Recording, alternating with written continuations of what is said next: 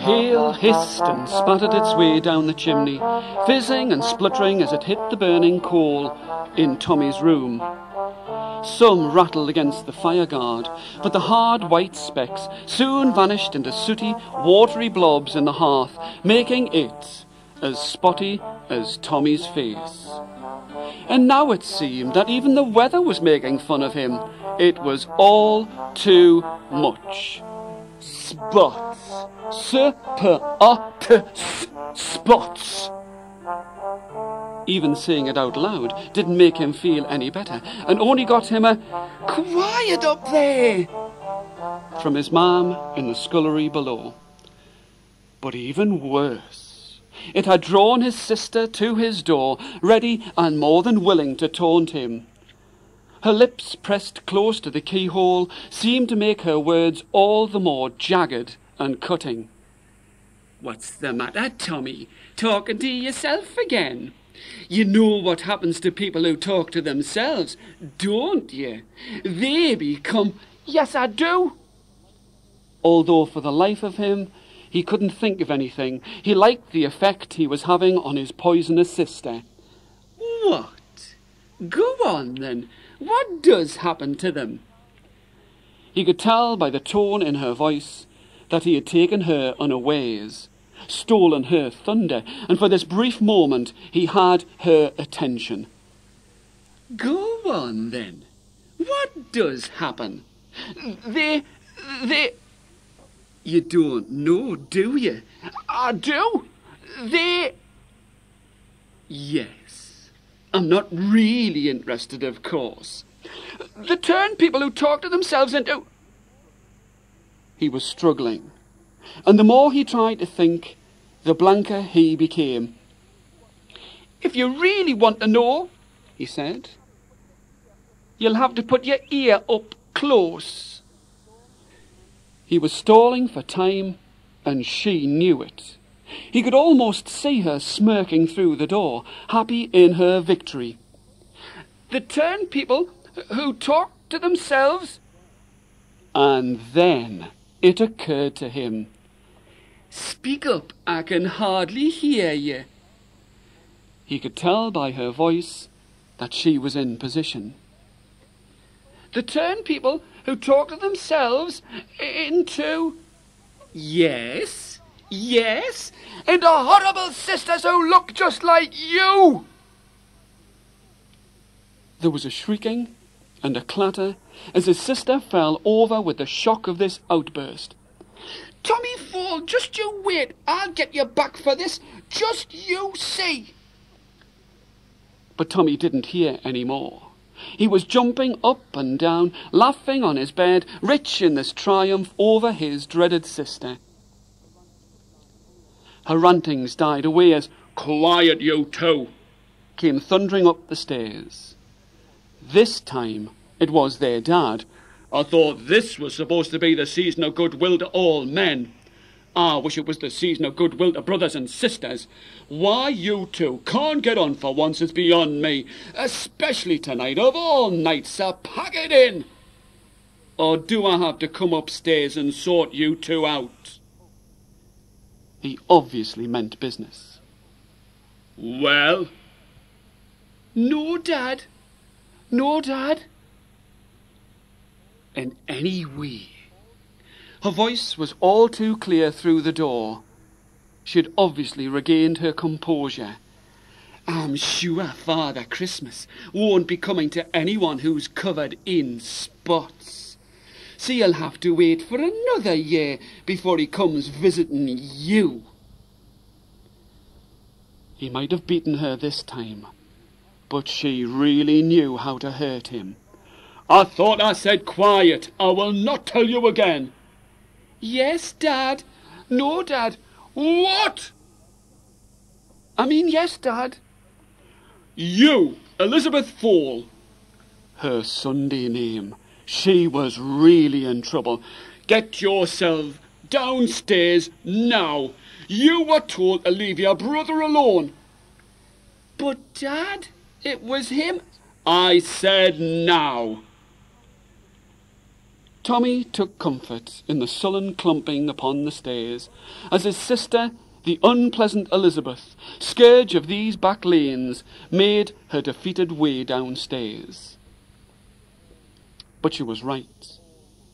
He could see it all now. Headline news: Tommy Fohl, children's enemy #1, causes Santa to go home to bed, lie down in a darkened room and sip whiskey. Heartbroken youngsters deprived of presents. Tommy Fohl on the run. In the early hours of Christmas Day, Father Christmas was found dead, stuck in an orphanage's chimney. The apparent cause of death was spots, contracted after visiting one T. Fohl.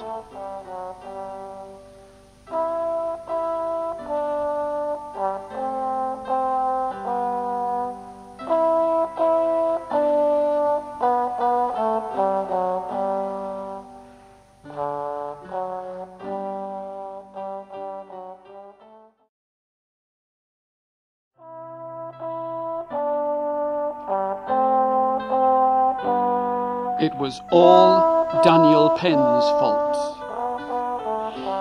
Daniel Penn was a hero and a friend to all, especially if there was an exam to be avoided. For threepence, he would breathe on you, and such was his constitution of always having some transmissible disease that you were guaranteed to be off school the next day, locked in bed-bound quarantine, while the rest of the class were face down in their exercise books. This always saved a lot of wasted time learning spellings and tables, as you would never be there to be taken to task. He was always in demand, as tests were very popular with teachers, but not with the pupils. Daniel was not a particularly attractive child. His constantly crisp shirt, coat and unravelled jumper cuffs, his green-candled, livid red upper lip gave him a ferocious look that never left him, not even in adulthood. But he was an honourable child.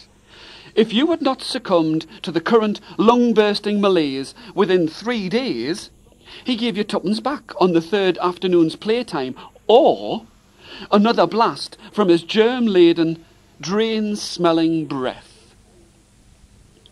This time, the potency of Danny's throat had proved too strong and too late. For not only had Tommy come last in the spelling test, and had received a hand-swelling caning of particular severity from Mrs. Marchant, his falling ill at 5 minutes to home time meant that he had passed Danny's 3-day money-back guarantee. Not only this, he had missed the school trip to the pantomime and the school party, and now looked as if he was going to miss out on Christmas as well, and all because of these spots. Daniel Penn, as ever, although the cheerful carrier of life-threatening diseases, never succumbed to their symptoms, and had probably had Tommy's portion of ice cream at the party as well. All of this, and being the most unsavoury and richest boy that Tommy knew, there was no justice. He was even beginning to believe that it would be easier to try harder at school. But he put that down to being ill, and he would soon get over it. "So how's my spotted dick tonight?" It was his father. "Are you going to come in, Dad? I haven't seen you for nearly a week." "Oh, sorry, Tom. Doctor's orders.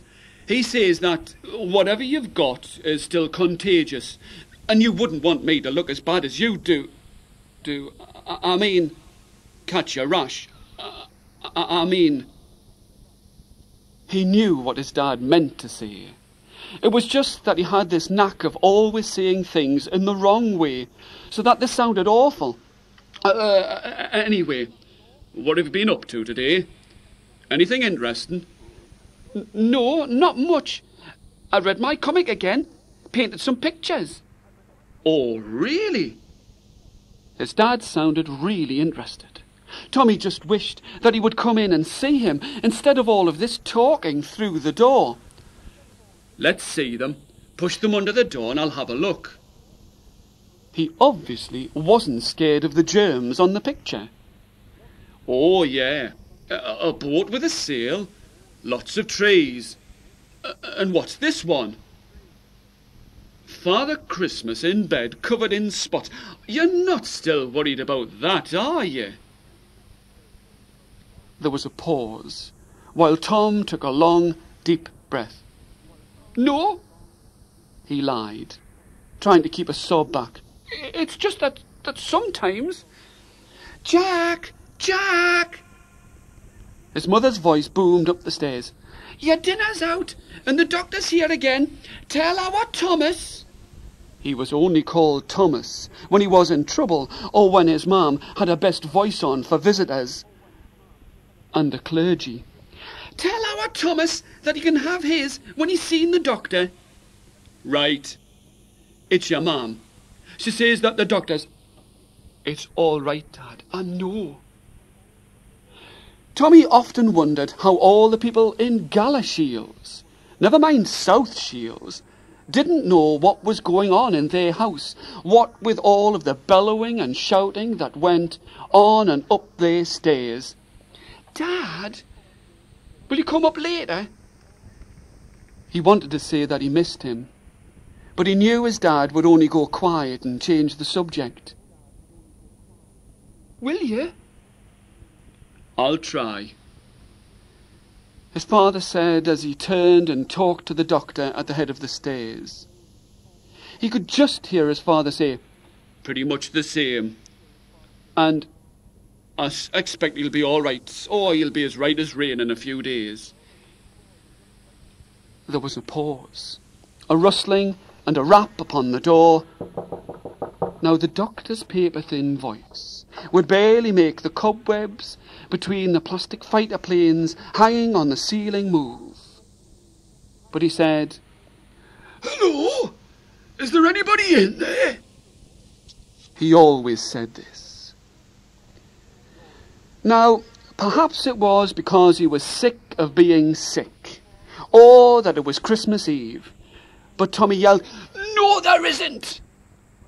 As the door opened and the doctor walked in, he said, Definitely nothing wrong with the old voice box. Can I come in? He always said this, and since he was already in the room and halfway to the bed before he'd finished saying it, Tommy thought that this was a pretty stupid thing to say. But then again, grown-ups can be pretty stupid most of the time anyway. Just as the door was closing, Tommy could see his mum giving him the look. The look that told him he'd better behave and no more nonsense would be stood for this night. Thomas Anthony Fohl.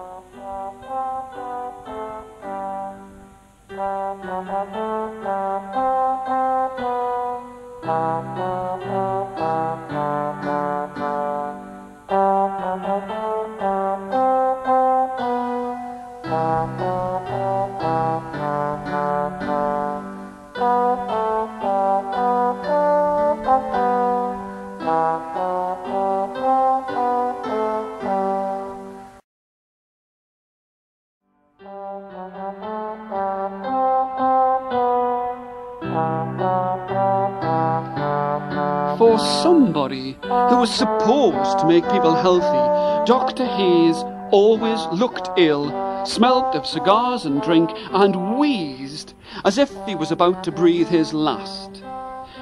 In one movement, he plunked himself upon Tom's bed and reached into his black bag and said, Let's see what we've got in here, then.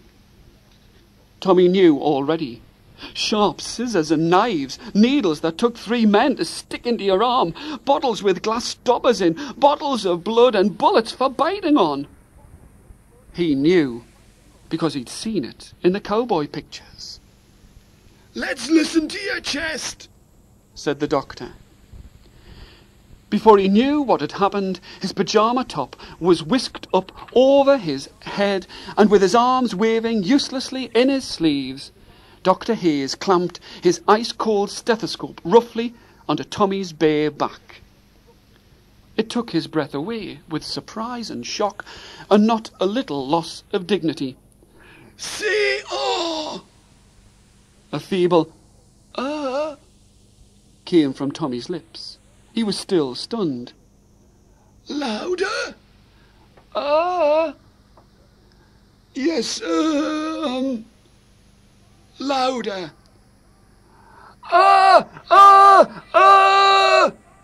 Tommy screamed as loud as his body would let him. All right, the doctor said, hastily removing the stethoscope from his ears. There definitely doesn't seem to be anything wrong with your lungs. Brilliant, thought Tom. I could have told him that. Dr. Hayes was blinking hard and obviously trying to readjust his ears to the room after this drum-bursting bombardment. With the little finger of his hairy hand placed in his ear, shaking and probing vigorously, he said, "Let's have a look at your, spots," said Tom. The doctor was bracing himself for another ear laceration as Tom spoke, and seemed pleasantly surprised that these words were spoken in a reasonable register.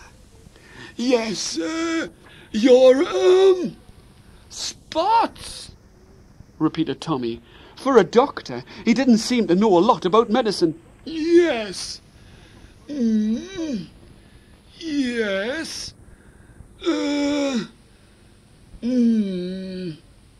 Very medical, thought Tom. Good job it's nothing that needs urgent treatment. I'd be dead before he could tell anyone what's wrong. Dr. Hayes allowed Tommy to regain his dignity as he lowered his arms and pulled his pyjamas into some semblance of order.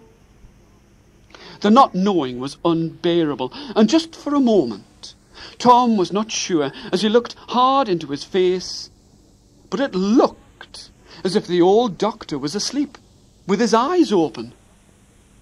He had always smelled like a pub whenever he had come to see them, but this time, what with it being Christmas and all, he reeked like a brewery. Like an animal caught full in the headlights, Dr. Hayes seemed to snap into consciousness. "Yes. Well, I'm afraid we're going to have to put something on your, spots." Yes, your, spots. A little drop of gentian violet and some iodine should do it. And I promise you, John..." "Thomas!" "Yes, Douglas, that this will be the last time. Take your pyjamas off." This was the bit that Tom hated more than anything.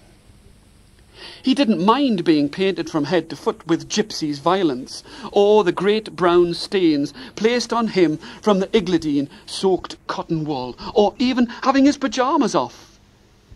It was just the way that Dr. Hayes kept mumbling and wheezing his foul breath into his face as he muttered, "Just like a jelly baby."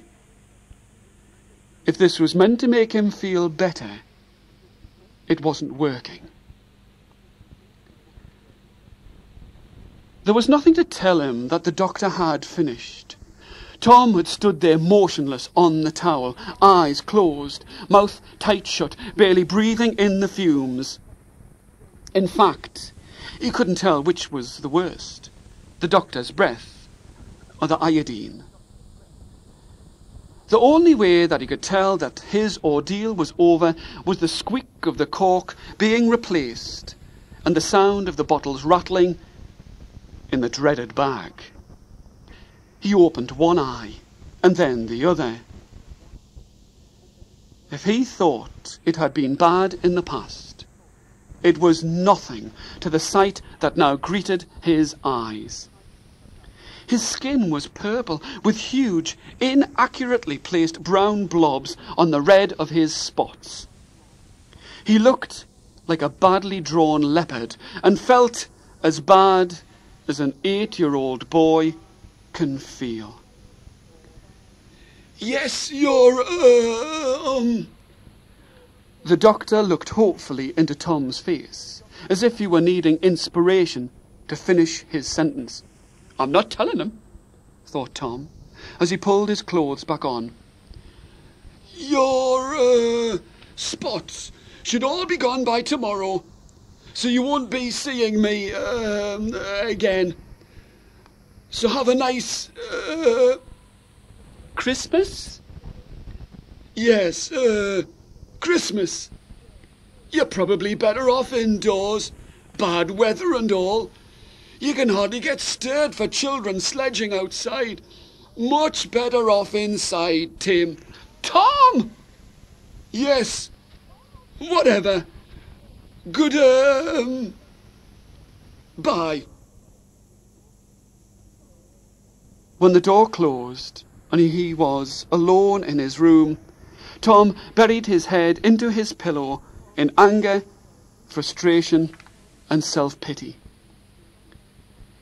He could hear the doctor's fragile but somehow newly audible voice saying, Yes, thank you. I don't mind if I do. At least he could talk properly when drink was involved. In what seemed a very short time, it was either a very small drink or the doctor was very thirsty. The front door closed and he could hear his mother's familiar footsteps upon the stairs.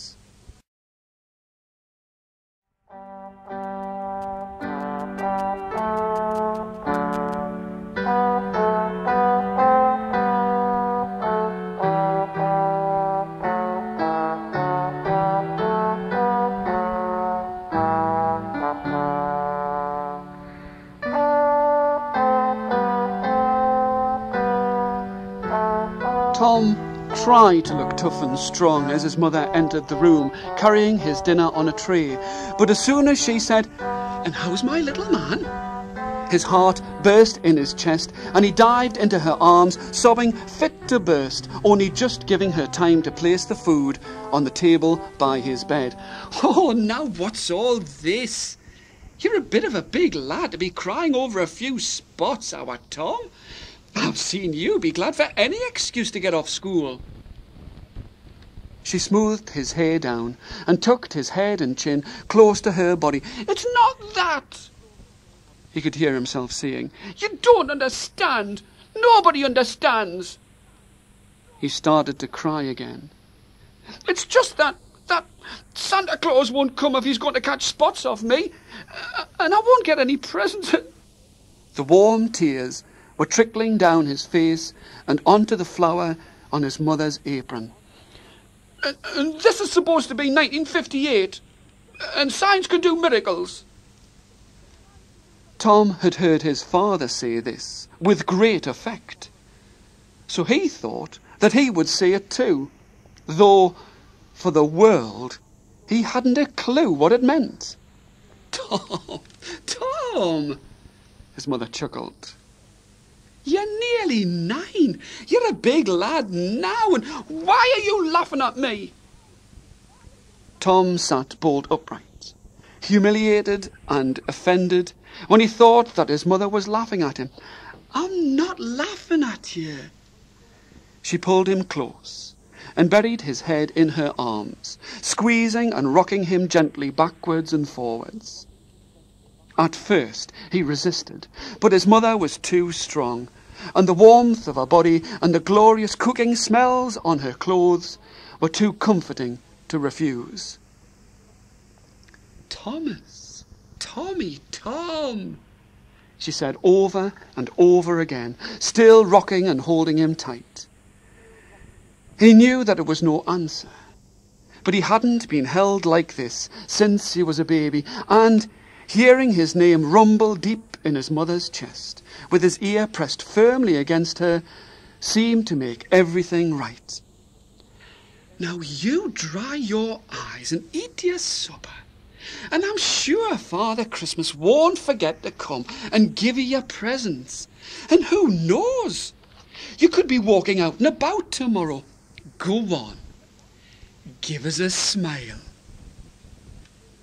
He smiled a feeble, curled lip, kissing your granny for the photo smile, which didn't really fool his mother, or him for that matter.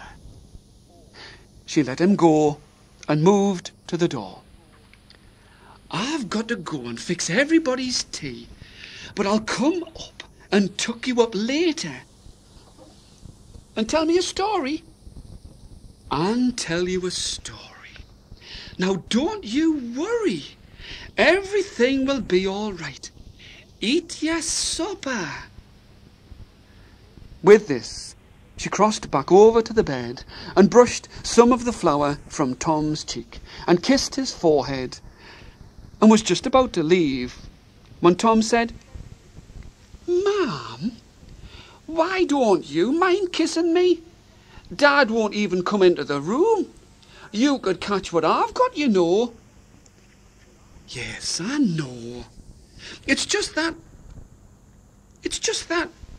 well, your dad's a bit of a coward when it comes to being ill, and he's got to be fit for work.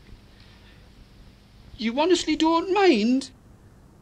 No, I don't mind catching spots off my baby, but you just said that I was your grown-up big boy and... Eat your supper. As the door closed, he remembered last Christmas Eve. He had gone out with his dad in the snow for the last-minute shopping. He'd been given the loaf to hold, all hot and steaming, locked inside his jacket and keeping the winter's chill from him. Just then, the door opened again. Something landed with a thump on the floor. It was one of his biggest and best toy soldiers, painted purple from head to foot.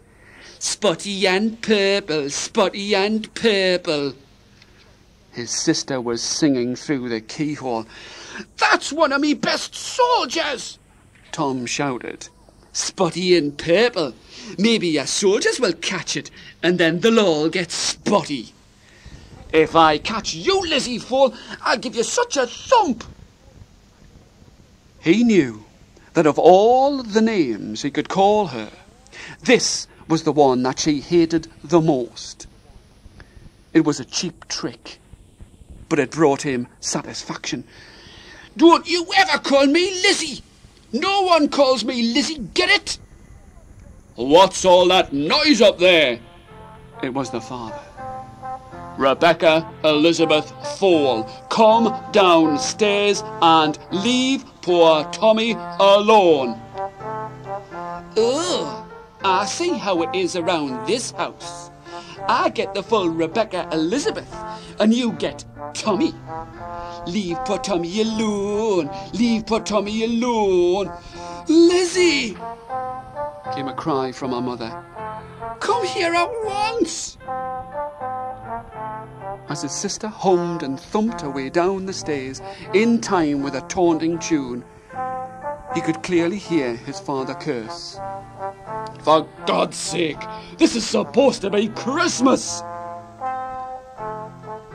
Sometimes, thought Tom, just sometimes, I'd like to get that sister of mine and... But for the first time in a week, he was hungry. Too hungry to waste time on her. And he set about demolishing his meal.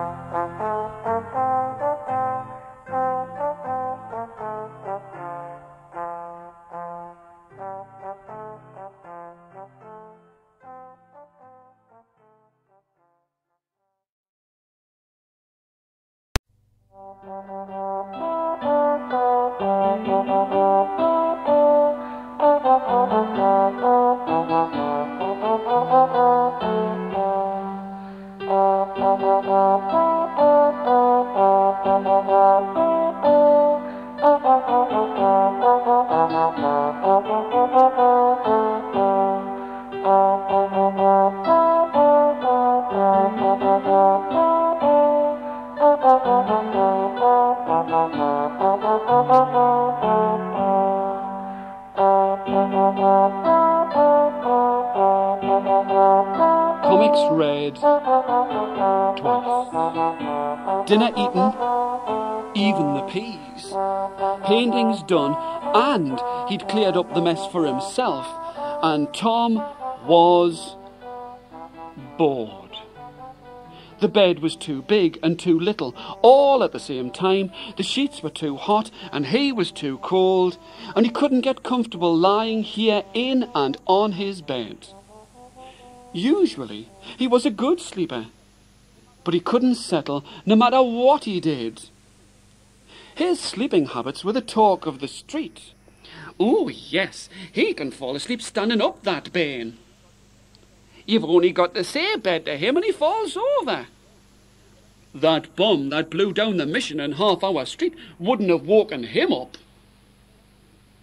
But he'd slept for 3 days solid when he was really ill, and now there wasn't an eyelid-drooping drop of sleep left in him. And on this night of all nights, when every child knows that their eyes must be tight closed until Christmas morning, otherwise they will definitely not get a visit from Santa. What was he to do?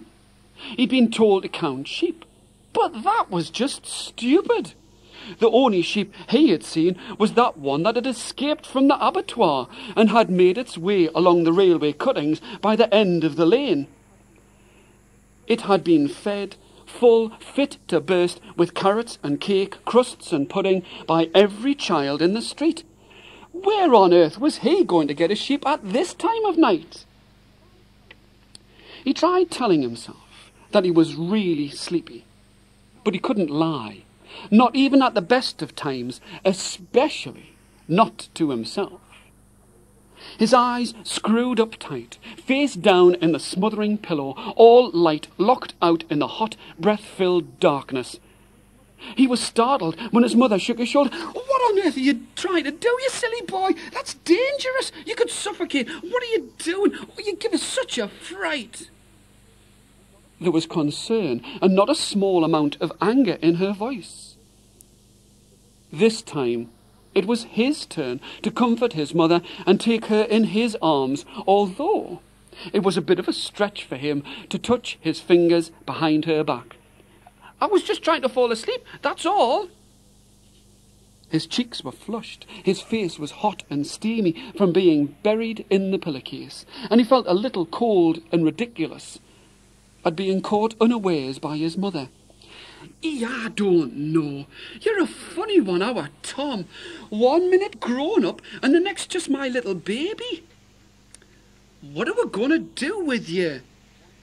She wrapped him once again in her arms and gave him the comforting rocking that he so desperately needed. "You could send us back for a quarter of tea." She laughed, enjoying for the umpteenth time this family joke, and brushed his damp hair from his face. "The sooner you get better, the better. At least then we'll be able to give you a bath and get rid of all of this purple paint on you, because I'm sure there's a little boy I used to know under all of this. And if you ask me, I think that some of this colour hasn't been painted on. You could grow taties with the muck on your neck." Released from his mother's arms, he tried not to, but he gave a smirk that almost cracked his face. If being ill meant not being washed for a while, then he grudgingly accepted that it might have its compensations. "Anyway, I've got the book with me, and I'll read you one story, just one, mind you. Which one would you like?" This was the book that they had found on the day that they moved into this house. It had been left behind by the previous owner. Tom liked to think on purpose, as a gift to the newcomers to his house, to welcome them. But if the truth be known, the old man who had lived here before had had his relatives strip his house vulture-like when he died, and none of them wanted this old book of stories, and that is why it had remained hidden discarded behind the fire screen until he rescued it from its sooty bed. Well, are you going to choose one or not? Hello? Calling Tommy Fohl. I'll read you a story if you want.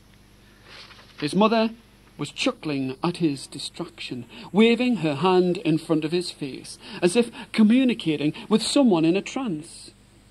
She was used to his daydreaming, but she had 1,000 other things to do and wanted to settle him to bed and hopefully to sleep, so that she could get on. Well, which is it to be? Tom shook himself out of his waking dream and said, Jack the Giant Killer. Read me Jack the Giant Killer. I like that one. Somehow, I thought you were going to say that. I haven't got time to read all of that. I'll read you a short one. I've got to get everything ready for the relations. They're coming tomorrow, and I've got loads to do. I've got to make a good impression on your Auntie Doris. You know what she's like. A real stickler for everything. Just so. I blame it on that trip to Bournemouth. She's never been the same since. I'll read you this one. While she had been speaking, she had been flicking through the pages to find the shortest story in the book.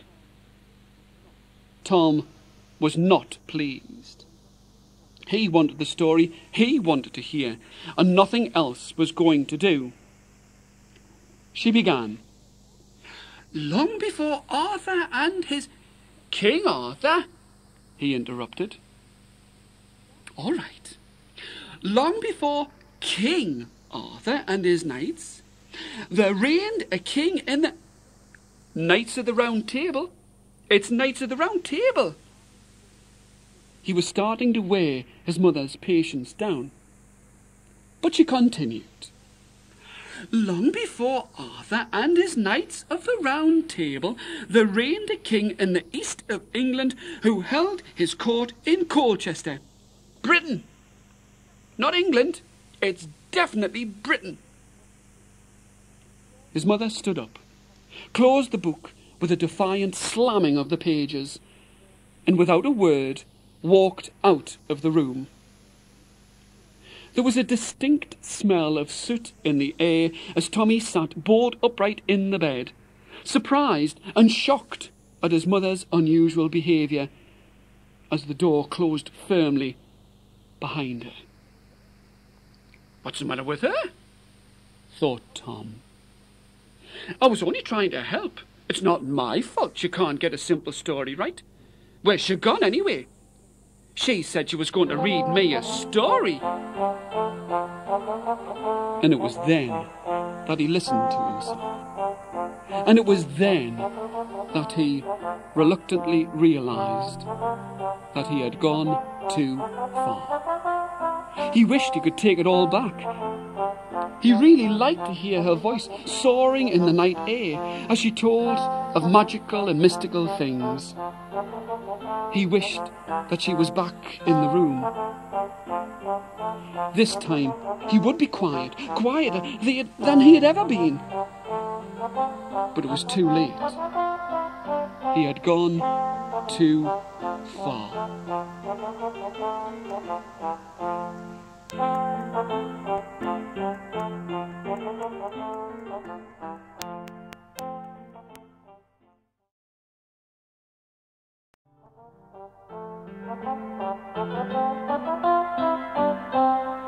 You all right, Tom? It was his father. Yes, Dad. Good. See you later. Does that mean you're coming in sometime? His voice was anxious and hopeful. It's just that if you see our mum, can you tell her that I'm sorry? He heard the front door slam, and he knew that he had been talking to no one, as his father had passed and gone and was out in the street on his way to his once-a-year celebration. You know what happens next to people who talk to themselves, don't you? His sister was nothing if not persistent. He neither knew nor cared. No, I don't know what happens, and I don't want to know. So go away, Lizzie Fohl. Don't you want to know? No. There was a pause, and for a moment he thought that she had left him alone at a first telling. But he knew his sister too well for that. Are you sure you don't want to know? Yes. Is that a yes, I don't want to know, or a yes, I do want to know? No! Is that a no, I don't? Just tell us. Anything to get rid of you. Well, she was enjoying every minute of this. Well, they say that people who talk to themselves start to get replies, and then they come to take them away. And sometimes I wish someone would take you away. It was their mother. I've got him in there like a bear with a sore head, and I've got you out here with your niggling and taunting. Get downstairs now. If you've got this much energy, you can help me get things ready for tomorrow. But there were to be no more buts. Now, you kitchen. As Elizabeth made her way downstairs, his mother came into the bedroom with a large brown bottle and a spoon. Ma'am, I'm sorry. I didn't mean... Yes, I know. But it's too close to Christmas for all of these shenanigans. There's too much to do, too little time, and too much bother between you and your sister. Sometimes your dad's right. I don't see why you two can't get on, just for once. He had never seen his mother look so tired before, and he felt a deep guilt at his selfish behaviour. Ma'am, I'm really sorry. But she put her hand over his mouth to stop him talking. I know you are chicken, but I need to get things done. Here, take some of this. It'll help you sleep. It's off the doctor. She skillfully poured a thick, pink, pungent syrup from the bottle onto the spoon without spilling a drop, and promptly, without him realising, she had it in his mouth, and a second spoonful was sliding gracefully down his throat before he had had a chance to taste it. It left a warm, burning sensation on his tongue with a thick and sickly sweet, slightly bitter taste. He could feel it working as soon as it had touched his stomach.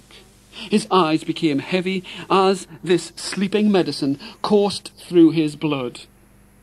Through dreamy eyes he saw his mother as she turned off the light and stood in the doorway to look at him. Through near sleeping eyes he whispered, "Good night, Ma'am. I'm sorry." I know. Get some sleep. It'll do us all good. Good night. Merry Christmas, Ma'am. But she was gone. As he fell deeper into sleep, the medicine was still on his tongue. It reminded him of milk and vinegar and raspberry jam and black bullet mints. If he had known that was exactly all that there was in the sleeping concoction of his mother's, he might not have fallen so readily asleep.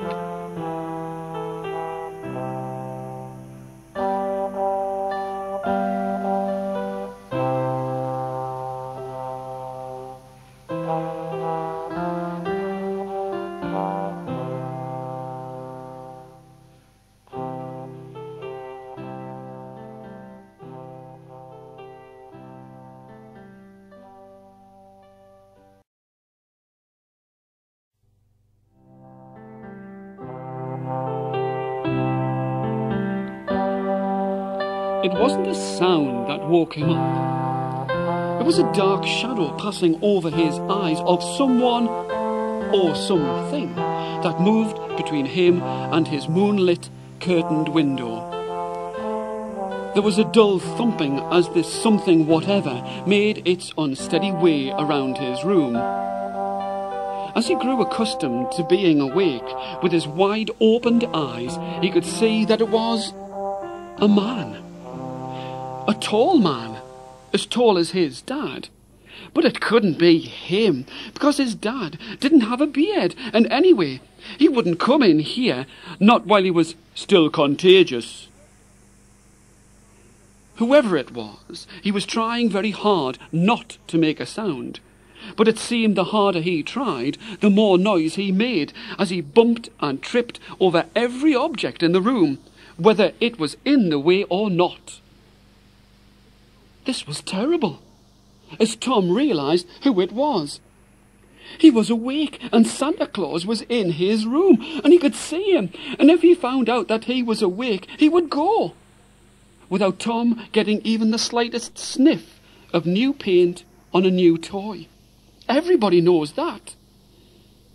He was barely breathing, and keeping as still as he could, straining his ears to catch any sound that might give him away. As he watched, scared but excited at the prospect of having this famous guest in his room. After a severe crashing into the sharp-edged dresser at the other end of the room, he heard his longed-for guest mutter, "Where the bloody hell is his bed? It's never in the same place twice." Tom was not a little bit shocked at this outburst. It was hardly the thing that you expected someone well known for his work with children to say. Still, he'd probably had a busy night, what with all his travelling and dropping off toys all over the world. He could tell by his shadow that he was bending over and tending to his bruised shin. After some cursing, which even Tommy couldn't hear, he saw him slowly straighten up, place a small bundle at the foot of his bed, and he started as quietly as someone can in boots to make his way out of the room. Silently, Tom's hand crept down and he firmly gripped the sack, and it was his. And knowing that Santa was not going to pull it away from him, not now that he had it in his grasp, he felt bold enough to talk. "Are you all right, Santa? Hope you haven't hurt yourself." A curse came from beside the door. "What's that? I can't quite hear you, Santa." "No, I'm all right, Tom. I mean Thomas." The voice was familiar, but it dropped to a gruff but friendly growl. "I thought you were asleep. All good children must be asleep on Christmas Eve. Everyone knows that. It spoils the magic if you're awake." "I'm dead sorry, Santa. I didn't try to be awake.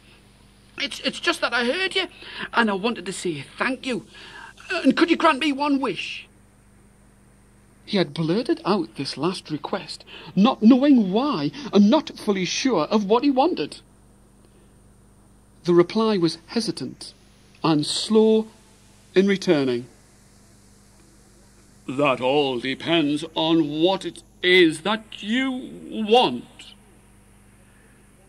Tom knew that he didn't want much, but he could sense that he had put Santa in a difficult spot. After all, he couldn't just go granting wishes left, right and centre, and he didn't want to upset him, not with him being so obviously tired and just a little grumpy from all of his travelling. But this was an opportunity too good to miss. Could I touch your beard?" There was an immense sigh of relief from the other side of the room. "Oh, is that all? Of course you can, Tommy, me boy. If you want to touch Santa's beard, then you can touch Santa's beard. But you have to promise me that you'll go straight back to sleep as soon as I've gone." "Oh, I will, Santa, I will." "No, you've got to say the words." This struck Tom as strange, as this was exactly the way that his dad got him to promise. But this voice wasn't his dad's. This bearded stranger in his room couldn't possibly be his dad. He was out at the beer bar with his friends. "I promise that I'll go straight to sleep as soon as you've gone, Santa." The dark figure moved slowly towards him, tiptoeing across the room, and unceremoniously banged into the table by the side of his bed. "Oh, you bloomin' finicky blazzer!" It must be incredibly tiring, thought Tom. All this travelling round and delivering presents everywhere. The poor man must be worn out. The tip of Santa's enormous beard tickled Tom's cheek as he almost fell beside him on his bed, only just stopping himself with his two arms pinning Tom's body in the counterpane. It felt as soft as cotton wool. It was warm with his breath and left just a hint of alcohol in the air. "Must be all that sherry and cake that people leave for him. I bet Rudolph gets a bit full with carrots by the time he gets to Africa." In one movement, Tommy had his hand upon the beard and gave Santa's head a big hug and a small kiss on the cheek. The old man was startled and stood up immediately, leaving Tom suddenly released from his bedclothes trap. And he could see in the darkness that he had his hand upon his cheek, the cheek that he had been kissed upon. He seemed suddenly animated and rushed to the door, just stopping in the light of the open doorway long enough to say, "Merry Christmas, Tommy, I've got to get on my way. Merry Christmas." He was gone. The room was once more dark, save only for the last few beams of moonlight fighting the sun's dawning rays. Tom felt a bright, empty glow flowing through his body, which seemed to light up all of his thoughts as he relived the great adventure he had just been through. He fell asleep with an uncontrolled, satisfied grin on his face that would have put a Cheshire cat to shame.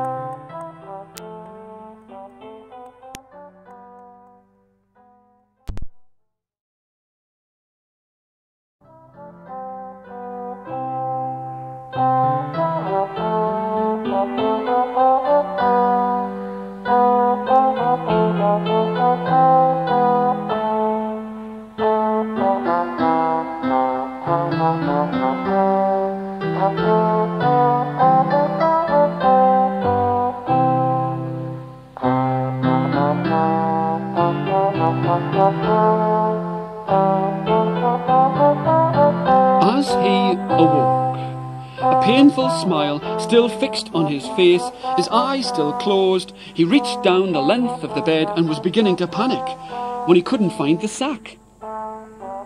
It was only in a last desperate, flailing sweep of his bed with his sightless fingers that he found it, suspended between lying on and falling off the bed.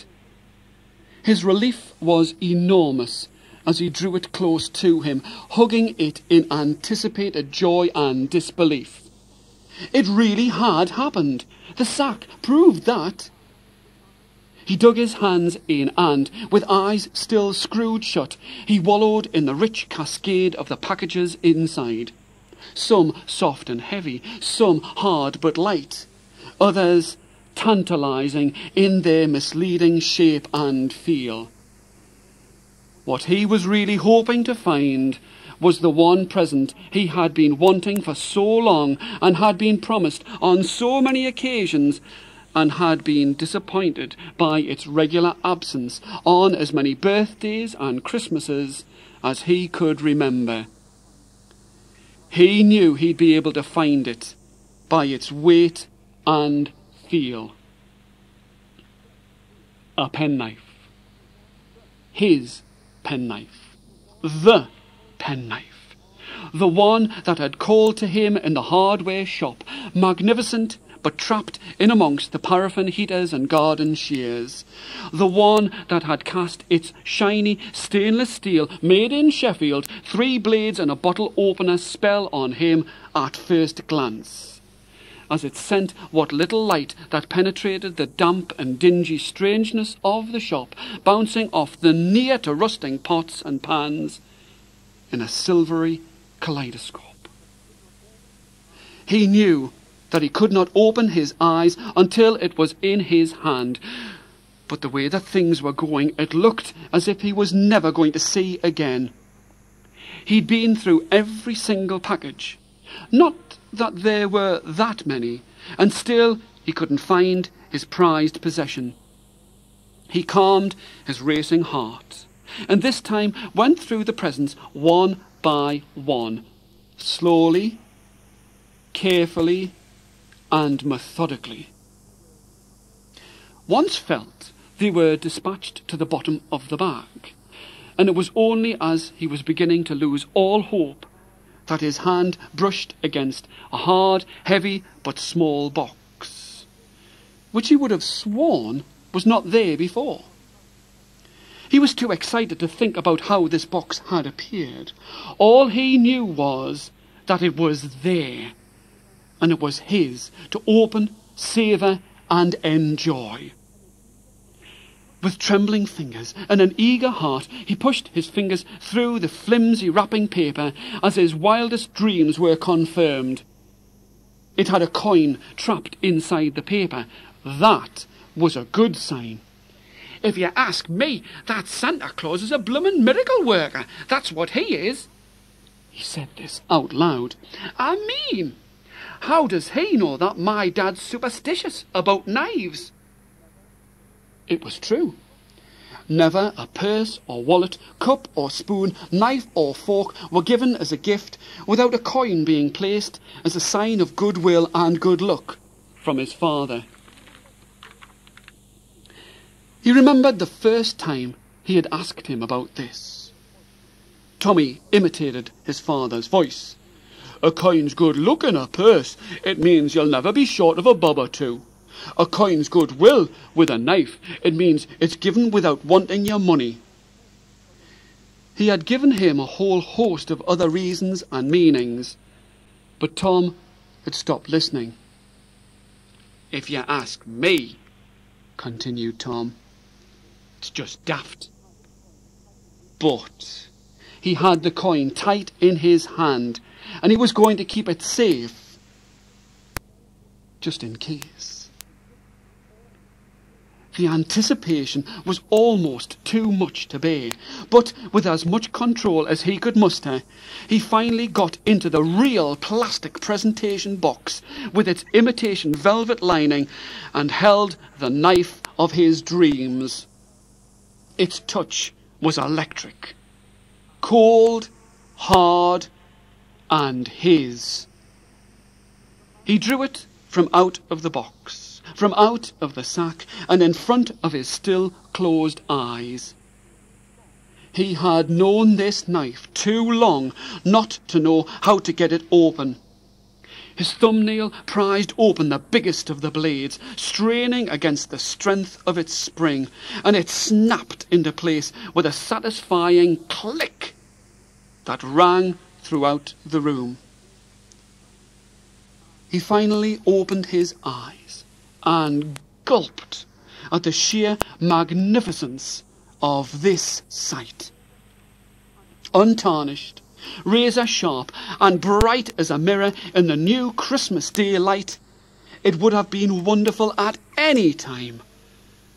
But the fact that it was Christmas Day just made it all the better. And it was in the reflection of the blade that he noticed something strange about his face.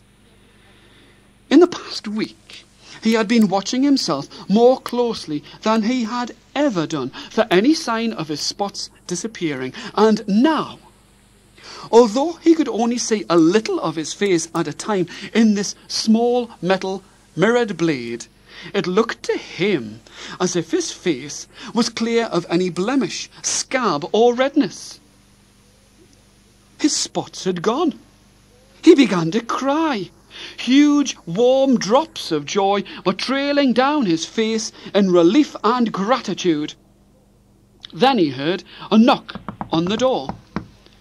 Once again, he started to bounce up and down on his bed, shouting at the top of his voice, "Mom! Dad! It's Christmas and me spots have gone! Mom! Can you hear me? Dad! Can you hear me? My spots have gone!" "Tommy Fohl, will you be quiet?" It was his sister. "Can't you hear we've got a visitor? The doctor's here." "But it's all right, me spots have gone. I don't need him anymore. I don't need wheezy old Dr. Hayes to come and paint me with his smelly paint. I'm all right. I don't need him anymore. You can send him home." "He hasn't come for you." His sister was hissing through the door as the old doctor stumbled unsteadily up the stairs. Tom stopped almost in mid-air. "But I thought you said the doctor was here." "Oh, yes. But he's not come for you." "Well, who has he come for then?" He felt just a tinge of guilt when he thought that, after all her kindness, his mum would have to go through this ordeal of spots, and it really would have been his fault. "It's our dad." She enjoyed being the bearer of these grave tidings. "It looks like he's got your spots." "That's strange," thought Tom, as the doctor coughed his way past his door to his mother and father's room. "I don't know how my dad's got my spots. I haven't seen him in ages."